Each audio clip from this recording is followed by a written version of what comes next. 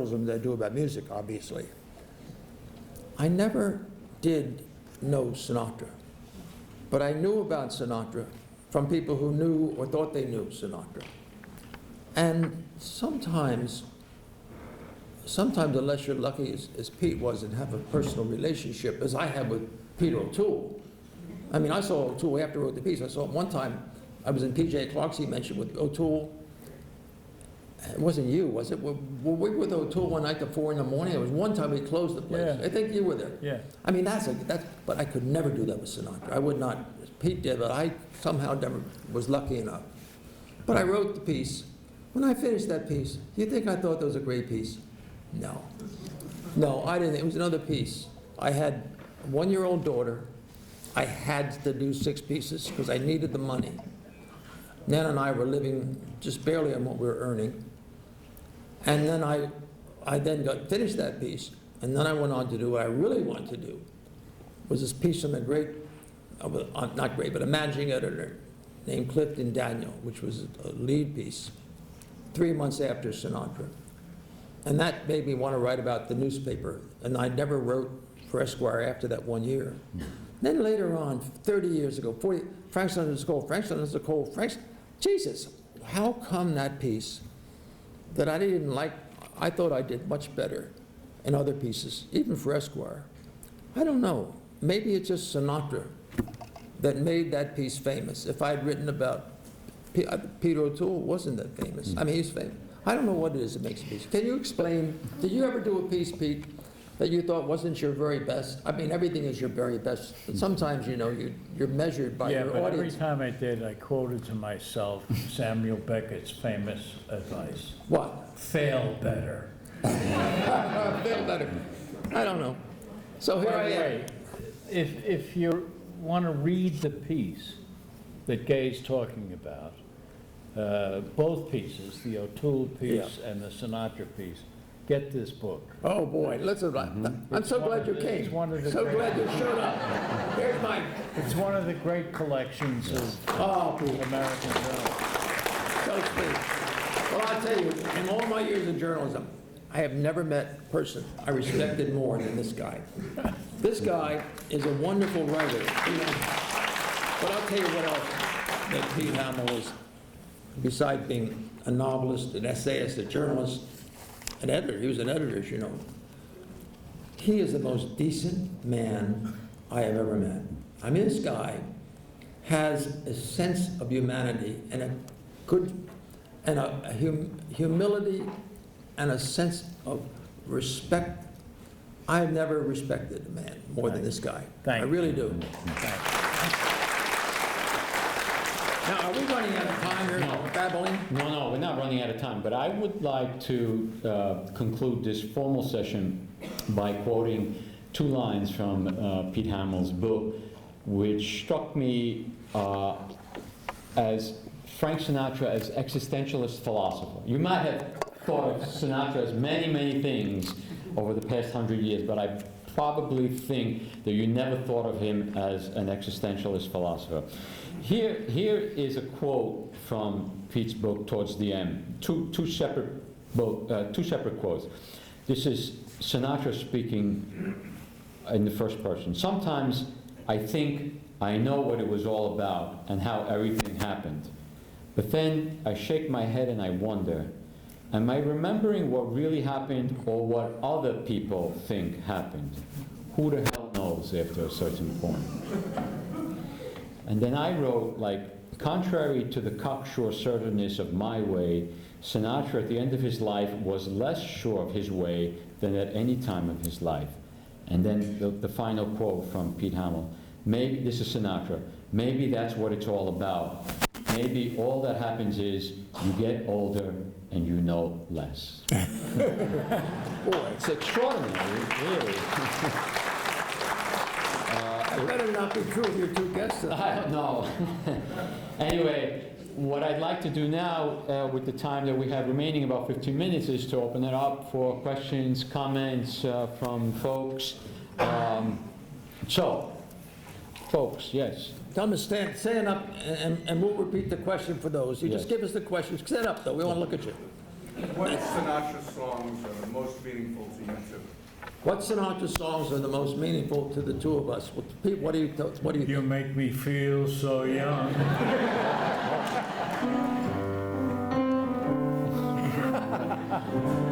That's great. We told both of them they had to sing for their supper tonight, so. You know, when you hit 80, it becomes your favorite song. What's the next question? Next, no more questions? No, yeah. Way back there, look The at, Brooklyn boy in Myrtle Avenue, why don't you mention Cookie Lavagetto? what's the question? It's not the question, it's an answer. From Brooklyn? One Italian boy, Cookie Lavagetto, Brooklyn Dodgers, 1940. I bet Pete knew it, right? Well, the odd thing is, the Yankees had the corner on most of the great Italian players. Not only The DiMaggio, Brooklyn Dodgers in 1940. yeah, but Well, Crosetti we back had in Carl 1930. Furillo, Corsetti, and Cookie Lavagetto was on, you know, was not exactly Italian, you know. But you didn't gauge, most of us who growing up in Brooklyn, I understood later, since everybody was either of Irish descent, Italian descent, or Jewish descent. There was one black person living in the whole neighborhood, which was not that big, but one.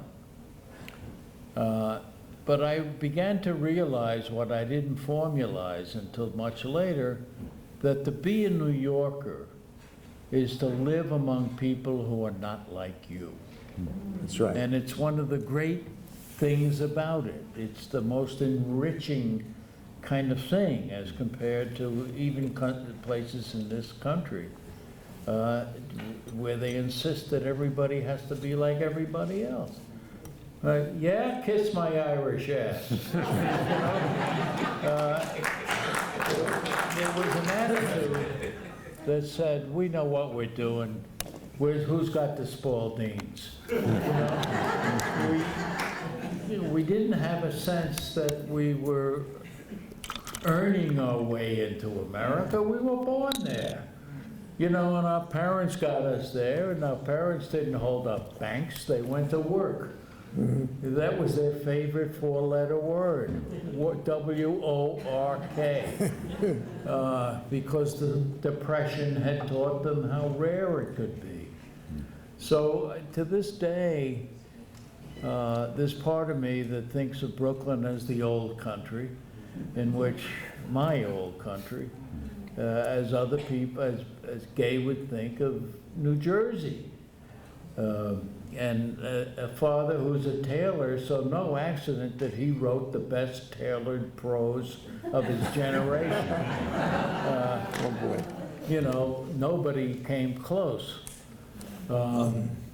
So I think we have to look at the world we're in and celebrate it when we're kids. And we did celebrate it. You know, we celebrated it for the rest of our lives. Way back there. Mr. Hamill, in the book North River, I believe it was, the protagonist goes to a dance hall and he sees a singer. You describe him like it's Sinatra, but you don't say it's Sinatra. Was it Sinatra? Repeat the question, Pete. Yeah, I have a scene in a place that's like Roseland. And my character is a doctor in the village, and he has an Italian girlfriend, of course. They go dancing in Roseland, and there's a singer who is absolutely based on Sinatra, because Sinatra would every once in a while in those days, in the Depression, before he got a name, go and try to get a gig here and there in Manhattan, a place he could see from the docks at Hoboken. And he would he came in one block at a time to find the whole wide world. And one of the blocks was 52nd Street, where Roseland was. But you're right. Thanks for reading carefully. Got a quick question back there. Gentleman in the back. You know what, Mr. Sinatra sort of the Beatles, you know, in the 60s when, you know, of course, they were a big hit here, but looked different music, and now this young group is maybe taking, you know, attention away from him. Because there was exchange with him and John Lennon. Do you know anything about that? Or what he thought of them? Could you rephrase the question? So the question was like the influence of the Beatles on the whole British invasion, Yeah. And the Beatles, how it changed, let's say, yeah. what he thought of it, and was it something that was too different to him that he couldn't relate to, or was it something he was losing attention? So it seemed there was some tension between, or back and forth with him and John Lennon. I don't know if there was tension between Frank Sinatra and John Lennon, but there was certainly tension between Frank Sinatra and the British invasion.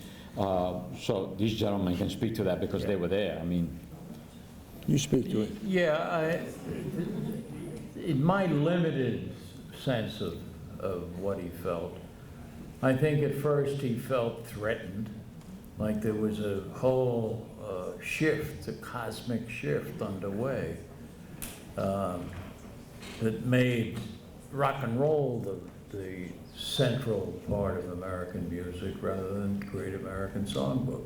So I think he felt threatened about it. He would make wise guy remarks here and there, usually of dismissal. But later on, I think he got to like some of the music, some of the ballads that were done by the Beatles. And there were other songs. I tried to get him to make a record of Desperado. I figured an urban version of Desperado by the Eagles, J.D. Souther, would have been an amazing record, but he never got around to it. I neglected to mention one of our guests. This is a person you might not know, but you have seen his images for the past 40 or 50 years. George Kalinsky is the official photographer of Madison Square Garden and Radio City Music Hall, who created some of the most iconic images of the 20th century. George, would you like to come and just speak about your experience working with Frank Sinatra? You can take this.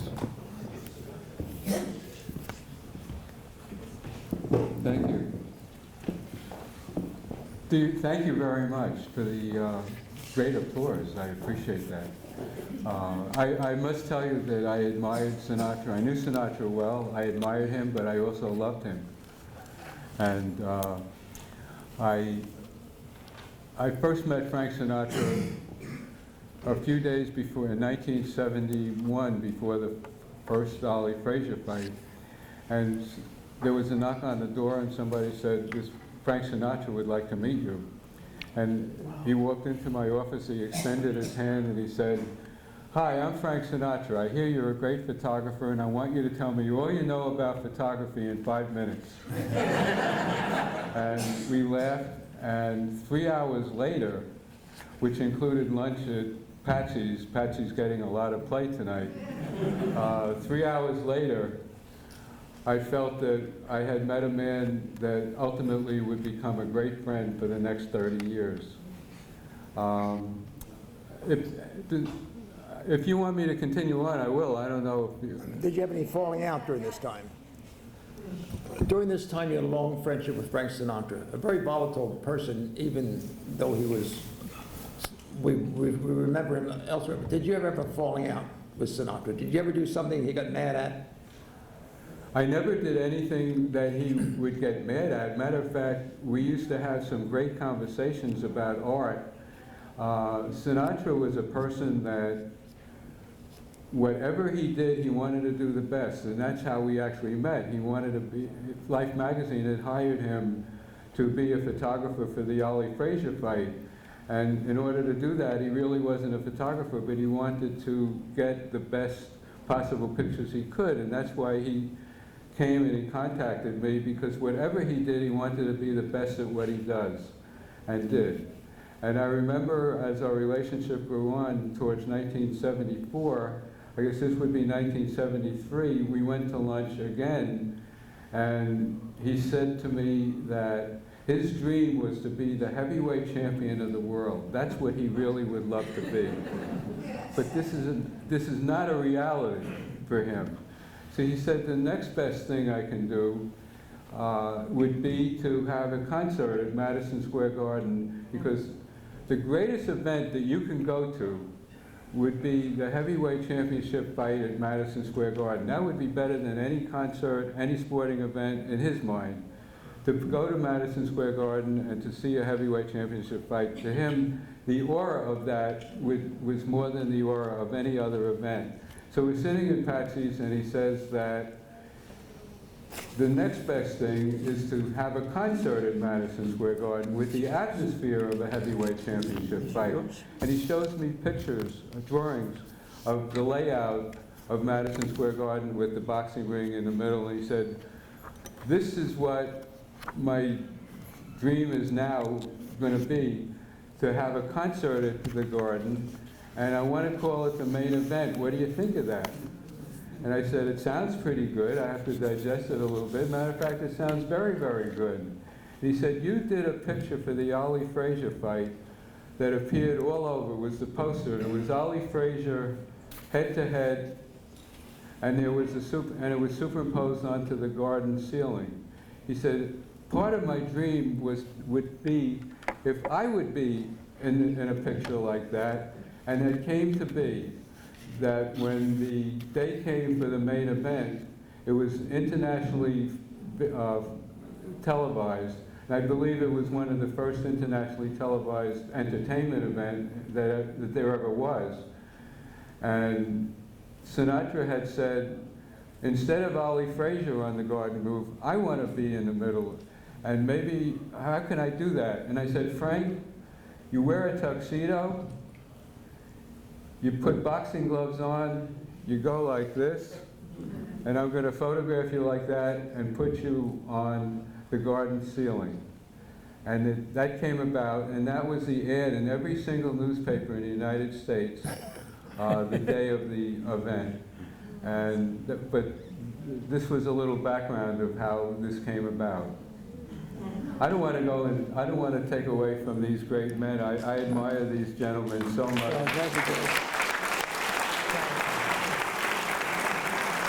One thing you must know about George, he has probably seen more Knick games than anybody in the whole Northeast, which means he skips purgatory. He has done his suffering. The cover of our conference program is a photograph of George, by George. Oh, that's great. Thank you. I really appreciate being here. I must tell you that my grandfather had a tailor shop that was walking distance from here, and I guess it influenced me also in relation to being a photographer but dressing well. Like, no one can outdo Gay Talese in how he dresses. But I also was born walking distance from here. And so I was raised in Hempstead, Long Island, and I lived here until I was in my 20s. So I just wanted to throw that in. So it's really a pleasure to be here. Thank you. Good job. A couple more questions, yes. Yes. I read somewhere that eventually Sinatra got to hate doing My Way. Now, I don't know whether it's true or not. Would any of you gentlemen like to comment on that? I didn't hear that, but I know he loathed Strangers in the Night. And George told me tonight that he heard a story that in Sinatra's home in Palm Springs, or wherever it was, that if you push the bell to announce a delivery or something, Strangers in the Night would begin to play. Like maybe that would frighten you off. That was really true. Actually, it was the front door of Sinatra's house, and if you press the button, the doorbell, It would play Strangers in the Night. But why did he hate that song? The student in the back. We don't, I think it was mushy, I think. All right, you first and then the young lady behind you. To what extent do you guys feel like an artist like Sinatra needs to be aware that they're creating art kind of throughout the process, as opposed to his talent just being kind of the thing, right? He's a difficult guy, he's a complicated guy, and sometimes you read like an artist doesn't necessarily need to be aware that they're creating art for it to be art, and he almost seems like he fits that kind of. you answer that. Well, I think he, Answer what's the question? did Sinatra think, Is it talent? Is it talent, or is it him being aware that he's creating this kind of incredible, is it talent, or is he aware that he's creating something in something that's so much better? an ultra level? Right. Yeah. I think some of it's not art. Remember, Sinatra made a record of Old MacDonald Had a Farm once, because some producer had a contract that made him do it. But I think he understood that you could push the level. And I first understood that in this show that we had here in New York at Lincoln Center about 4 or 5 months ago. For the first time, I saw some of Sinatra's paintings, and it looked like he had painted music. It wasn't, some barely clad woman lying on her elbows or something. It wasn't that. They were abstract, and yet beautifully rendered in a sense that they were thought out. And I wish somebody would do a book of those paintings, however many there are. So he knew what art was. But I think he also knew that, after a certain age, it wasn't about fame or about the money. It was about what he would leave behind. And there were certain things, Gay and I have had editors like this who put it into your head. I had an editor once said to me, as I was sitting there laboring over an old-fashioned typewriter, he said, make sure that if you died in the next half an hour, there's nothing in that typewriter that you'd be thoroughly ashamed of. And then we walked away. And some of us did write shameful stuff from time to time on tabloids, particularly. But I think Sinatra did understand what he was doing. He was an intelligent guy. He had read a lot of stuff because he was an insomniac. He wasn't the cartoon figure you met in Hedda Hopper. He was more than that, a lot more interesting. And these new big fat biographies, I hope they make the point and give us further evidence.